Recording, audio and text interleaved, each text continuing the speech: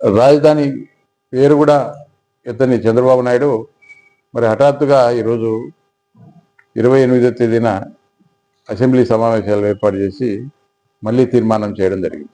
ఆ తీర్మానంలో ఏదన్నా కూడా ప్రజల గురించి, ప్రజలకు సంబంధించిన విషయాల గురించి, అమరావతి డెవలప్మెంట్ గురించి కేవలం జగన్మోహన్ రెడ్డినే టార్గెట్ చేసి, వైఎస్ఆర్ పార్టీని టార్గెట్ చేసి మాట్లాడడం జరిగింది.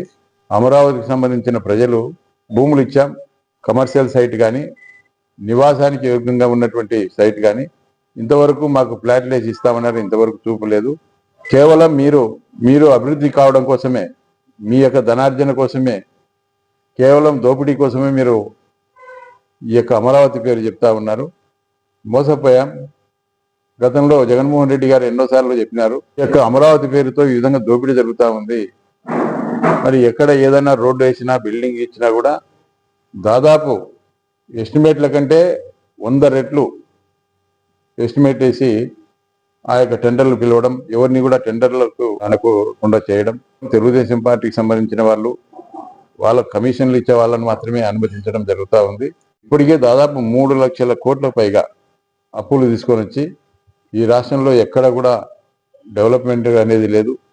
ఇచ్చిన ఈ యొక్క 6 పథకాలు కూడా అమలు చేయకుండా కేవలం డబ్బంతా కూడా మరి అక్కడైతే బాగా సంపాదించుకోవచ్చు, దోచుకోవచ్చు అని చెప్పి అమరావతిలోనే మరి పెడతా ఉన్నారు. మేము వైఎస్ఆర్ కాంగ్రెస్ పార్టీ దీన్ని పూర్తిగా వ్యతిరేకిస్తూ ఉంది. జగన్మోహన్ రెడ్డి గారు 50,000 మందికి అక్కడ అవుట్సైడ్స్ పట్టాలు ఇస్తే కూడా కోర్టుకి వేసి గతంలో అమరావతిలో అడ్డుకోవడం జరిగింది.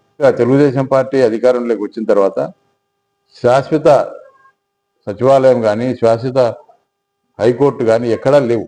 కేవలం అన్ని కూడా టెంపరీ బిల్డింగ్స్ కట్టి మళ్ళీ ఇప్పుడు రెండోసారి కూడా దోచుకునే కార్యక్రమం చేయడం జరుగుతూ ఉంది. వచ్చిన కేంద్రం నుంచి వచ్చిన నిధులు ఏదైతే ఉందో ఆ నిధులన్నిటిని కూడా సమానంగా జనాభా ప్రాతిపదికన అన్ని జిల్లాలకు డెవలప్మెంట్ ఖర్చు పెట్టాలని చెప్పి మేము డిమాండ్ చేస్తూ ఉన్నాం. అమరావతికి సంబంధించిన రైతులు ఏదైతే భూములు ఇచ్చినారో వాళ్ళందరూ కూడా నష్టపోయినారు కాబట్టి వాళ్లకు ఇంతవరకు వాళ్ళకు ఇస్తానన్నటువంటి ఆ యొక్క 900 గజాలు లేకుంటే 1500 గజాలు ఏదైతే ఉందో అవి కూడా ఇంతవరకు వాళ్ళకి ఫ్లాట్లు కూడా కేటాయించడం లేదు. కాబట్టి ముందుగా అక్కడ రైతులకు న్యాయం చేసిన తర్వాతనే మిగతా విషయాలు మరి చర్చించాలా.